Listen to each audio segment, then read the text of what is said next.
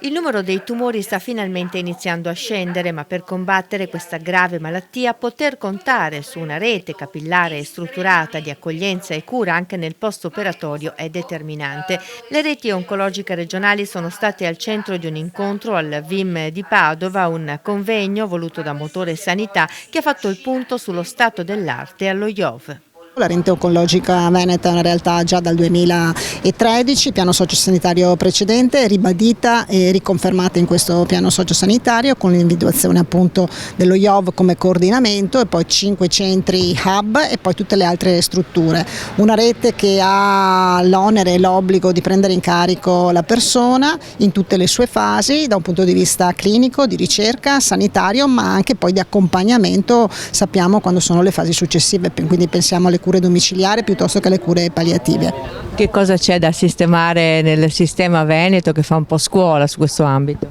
Ma sicuramente il Veneto è l'unico che ha un registro tumori ormai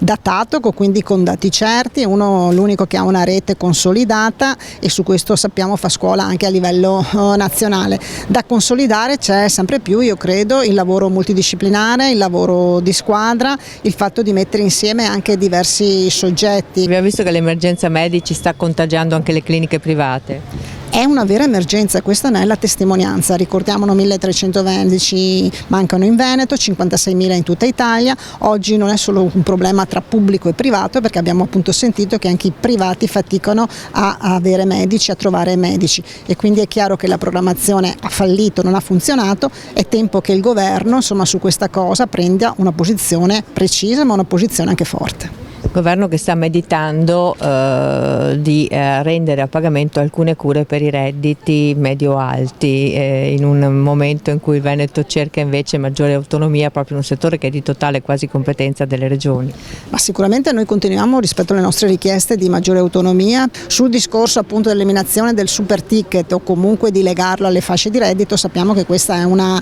di quelle cose che ogni volta che si cambia il ministro viene ripresentata. Vedremo quale saranno il provvedimento, però soprattutto quello che noi diciamo come regione non è che i soldi per eliminare il super ticket possano oggi essere presi da quelli che sono i fondi stanziati a livello di fondo nazionale sanitario, perché altrimenti le regioni avrebbero meno fondi e sappiamo che ultimamente il fondo non cresce così tanto per invece alzare la qualità dei servizi e garantire più servizi e garantire i livelli essenziali di assistenza.